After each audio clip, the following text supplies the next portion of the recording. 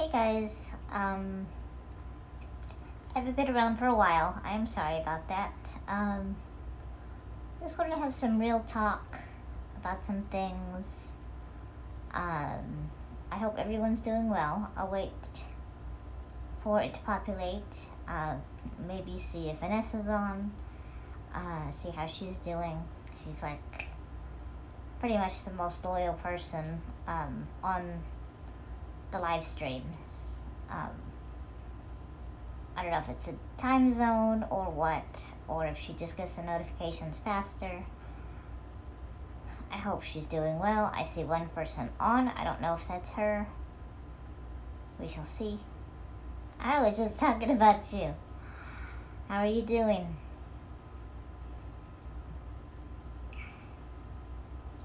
I hope you're doing well. I hope things are looking better for you. I have 3 people on here. Great. So for the 3 people on here, I hope you are doing okay in 2020. I know there's just a lot going on. Those of you who are new, I do have a few new people. I go by Mel, and like I said, I want to change my channel a little bit. Every now and again, I want to change my channel to what it was really intended for. Not only sharing some funny things,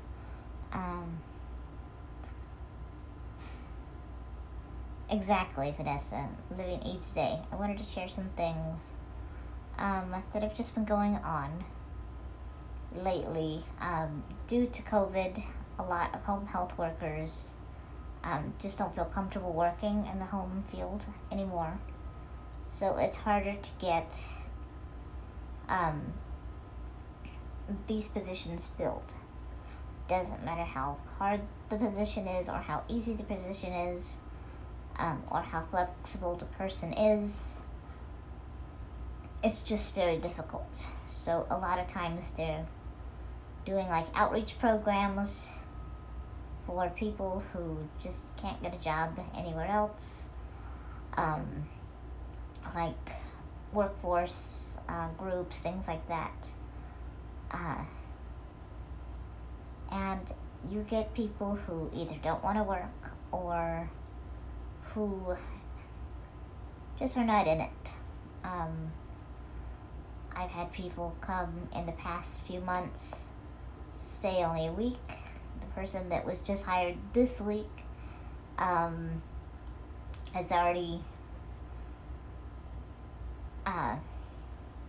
gotten hired, skipped a day, took half a day, and came pretty much one time and did minimal, and she was just really too young, I think, to take the job. Seriously, I don't know.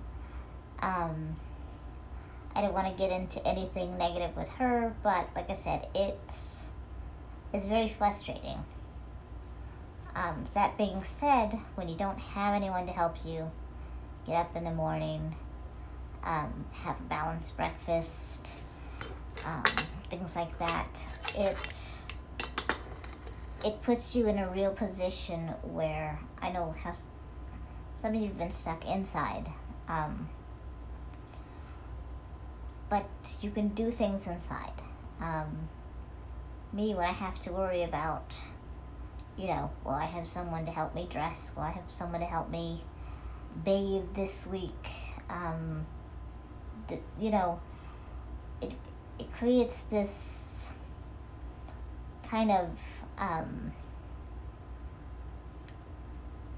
want to say a depression that's not a depression. It's like you don't feel sad. You feel sad about the fact that your potential is not being met. There are a lot more things I could do if I had the proper help. And I'll give a very exaggerated example just for the sake of this conversation. Stephen Hawking, no longer with us, great scientist.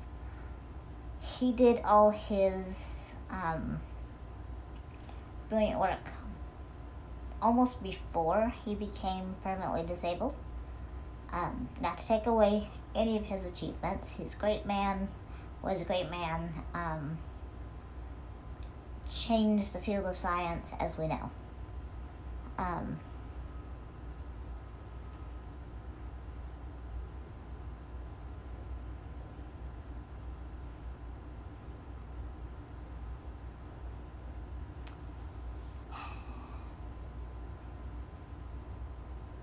Well, Vonnie, what type of facility do you mean? Nursing homes don't take very good care of people, on average. Not to mention they're expensive. Most will not take someone under a certain age. And pretty much that's saying, you know what, you don't belong in society. Maybe you should just go into a building and just kind of wait to die.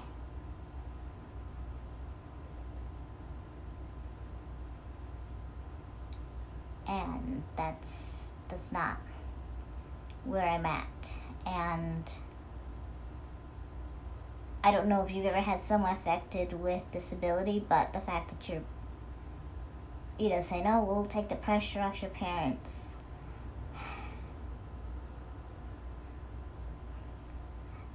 That's something that I have a lot of guilt over.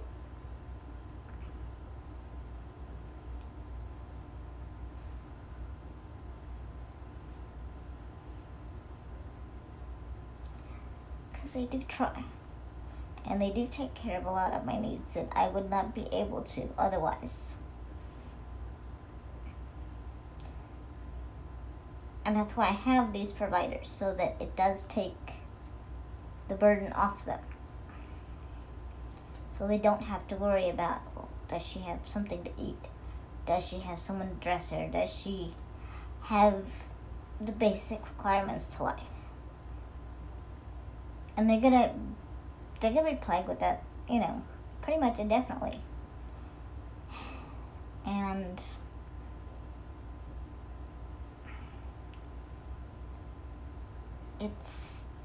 that's pretty much saying, to every person who has a special needs child or a special needs young adult, you know what, just put them away. Don't worry about them.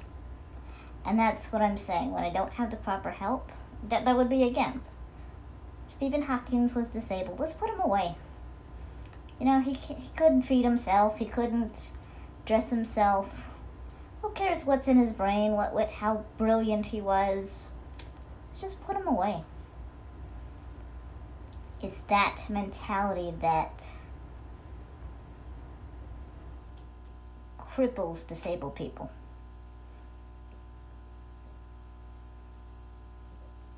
It's that mentality that says, you know what, you're not valuable enough for help.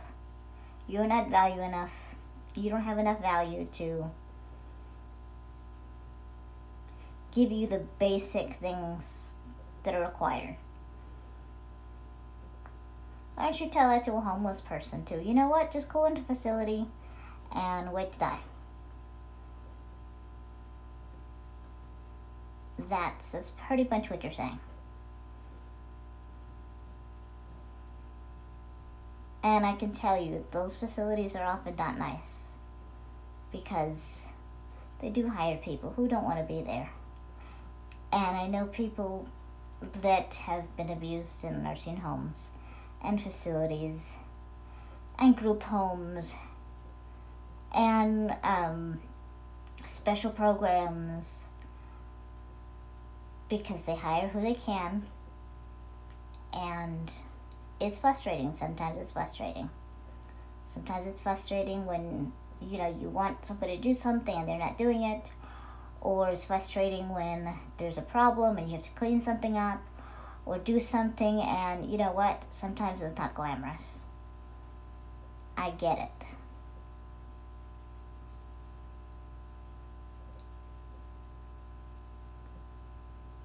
But you're saying you're not worth being clean. You're not worth having a nutritious meal. You're not worth being out in the community. There's no potential there. I have a college degree. I could be doing so much with it. But the fact that I can't tie my shoe, it's pretty much, well, you can't do that, so that's it. Forget it. And Bonnie, I hope that you never become permanently disabled, that you have to be in my position. And I'm sure, Bonnie, you're just being a troll. And I don't know who you are, Bonnie. I've never seen you say anything nice about anybody. Never seen you anywhere other than my panel. And you pretty much have nothing nice to say.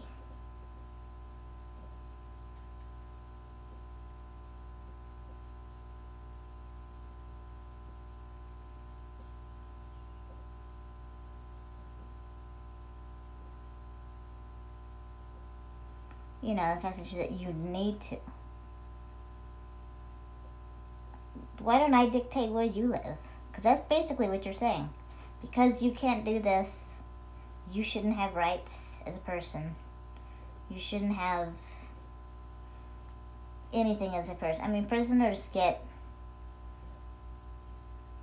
3 square meals a day taken care of. They get people to watch over them. They get housing. They get education. They get to go outside. There's health care. Their basic needs are met. Why is it so difficult? And why is it so different for someone who's disabled? And I haven't seen your reply at all.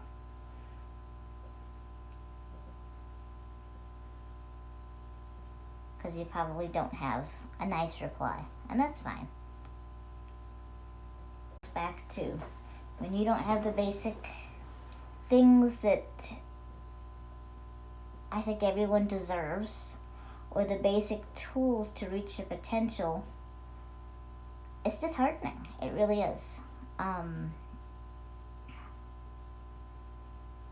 I know the pandemic has changed things a lot, because many people are stuck inside, and many people feel the same way, that they're stuck. They don't talk to people. They can't reach out. They can't do those things, and it stinks. You know, people in those type of facilities, or those, you know, they can't have anyone visit, so they don't know if they're being abused. They don't know if they're, you know, nobody knows right now. And like I said, I'm just saying, on my point of view, from where I stand, in the last, 6 months, I've had people come and go. Some were great, but just didn't want to deal with healthcare system, during this time. And some are just there for an easy buck. And they don't show up. And it's kind of like, I'd never feel disabled until people remind you in this sort of way that you do need more. You do. And when they're here, I treat them like gold. I always say thank you, and I'm always grateful, and, for everything they do. And it's like you're always having to deal with the kindness of strangers. And even when they're not strangers, even when they're someone you love, it's always like you're indebted to someone. You're not worthy of what they're providing, what they're doing, what they're showing, whether it's love, whether it's help, whether it's you know, it's it's very interesting to be in this position. I used to be more functional than this. My disability is degenerative, and since the surgery, it's just taken a big step back. And while I do get my most of my needs met, as far as, I am very blessed to have food in my refrigerator, a roof over my head. I have family that loves me. If I'm sick, I have, access to medical. I have, it's just the day to day that's difficult, and it makes the days very long. And I just miss community, not a YouTube community, not a college community, just community in general, where you can talk to someone, you can be with someone, you can reach out to someone, you can, because I don't like coming on here when I'm not dressed and don't have all my makeup and don't, have my hair done. I don't get on a lot because, I'm self-conscious. I need to figure out how to do it where you just don't see my face. I haven't figured out how to do that on Streamlabs.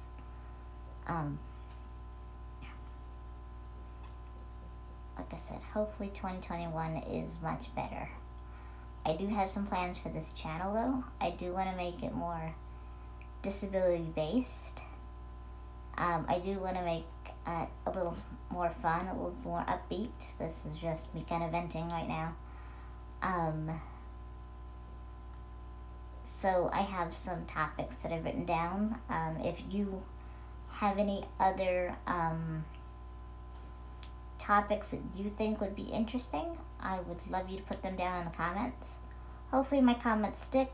I know sometimes it says comments aren't available. I don't know why it does that. But some things that I've wanted, focus around are some Q&As to get more interaction. So things like, what's it like to be in a wheelchair? What's it like to be a little person? What's it like to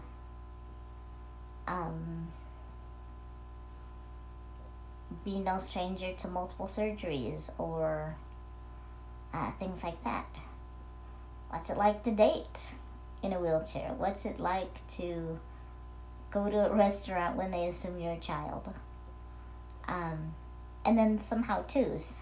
How to assert yourself. And these are things that I'm learning along the way. How to cook when you are not able to reach certain things, or not able to open the oven properly, or use the stove properly, or cut properly,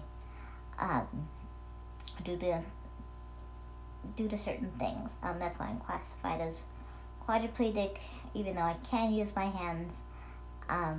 There's a lot of things I can't use them for, so things like that. There could be other things that are really cool. Some questions that pretty much everyone gets asked when they see a wheelchair. How fast does that go? I can come up with some smart-ass answers that I would love to share with you guys. Let's see. The price of disability. And I'm not talking about, the psychological price or things like that. I'm talking about the brass tacks of trying to balance a budget when pretty much anything for special needs people is so expensive. A lot of people I know do fundraisers and do GoFundMes for just the basic necessities, like a chair to sit in, or a wheelchair, or a stander, or physical therapy appointments, or just a variety of things that insurance just doesn't cover. I read somewhere that it takes almost $500,000 to live with disabilities over a lifetime. When they count care and they would count medications, things like that. I mean, it just adds up tremendously.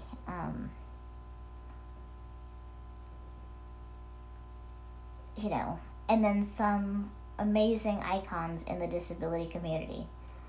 A girl that I'm following right now, I'm not sure if she has a YouTube channel. She's huge on Instagram. Go check her out. Wheelchair Rapunzel. She deals with being in a wheelchair as well. And hers is more on the image, pretty much. She's a very beautiful girl. She's got a merchandise store. She's more about not infantilizing people with disabilities. Don't think of them as children. Think of them as sexual beings that are capable of dating and capable of, pretty much anything.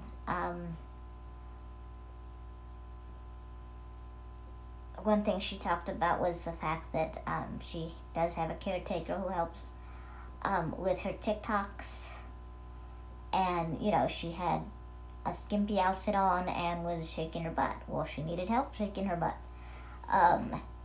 And she got a lot of interesting comments because people don't think that comes into, a nurse shouldn't be helping you, or a provider shouldn't be helping you dress that way or do those things. But again, that's because the image of disability is different. We think of people as, wholesome and not, if she was not disabled, she would be shaking her butt on her own.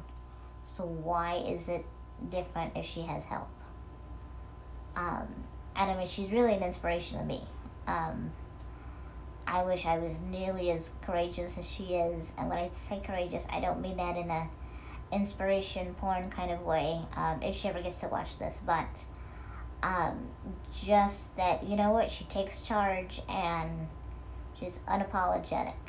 I need to learn that for myself because I'm constantly apologizing. I'm constantly feeling like I have to be grateful for someone to treat me with decency or help me in any way. And yes, I am grateful for that, and I am appreciative. But what is expected and what is going the extra mile are two different things.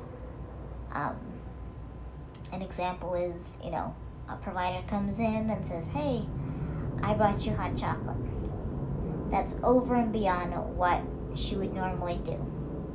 So yes, I am very, very grateful for that. Now when she helps me out of bed, I am grateful. I say thank you. But those are expectations. And so me saying, "Oh, thank you so much for, getting me out of bed," or "Thank you so much for helping me, get something to drink. Thank you." So it becomes this cycle of you feeling like you're dealing with a stranger and the kindness of strangers. And, I need to learn, hey, these are expectations you should have. If they're getting paid, if there's, if they've signed a contract saying, yes, we're going to do these things,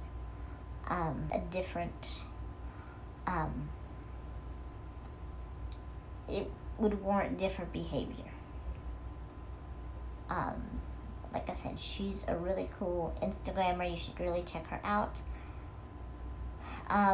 And she's really funny, and I need to put back the joy in this. Like I said, some topics, like I said, what's it like series,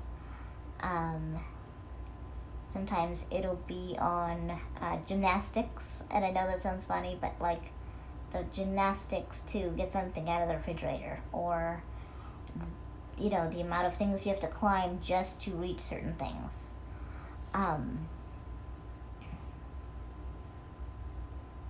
So I really want to focus on making my channel much different. And like I said, this will not be a drama channel. This will not be a pity channel. This will not be a everything is positive all the time channel. This will be a real channel. This will be the unapologetic me. I think 2020 has kind of opened my eyes a bit, and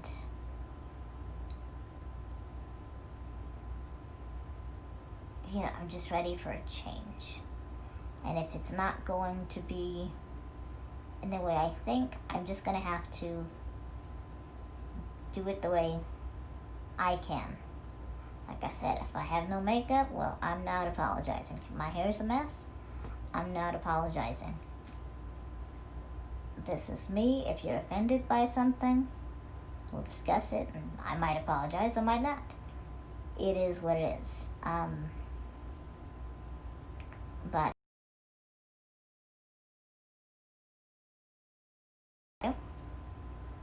comments like Bonnie's, which are detrimental to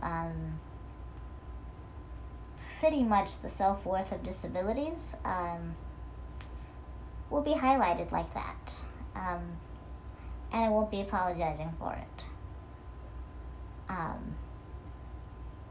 Like I said, if you were to say that to anybody else, Bonnie,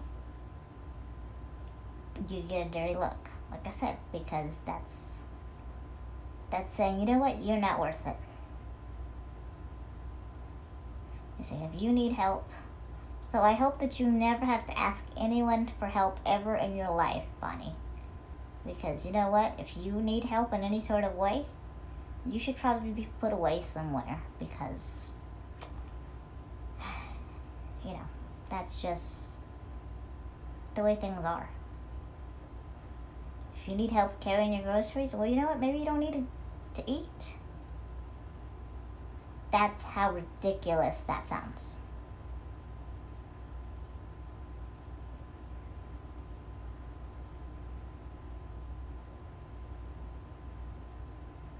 So, again,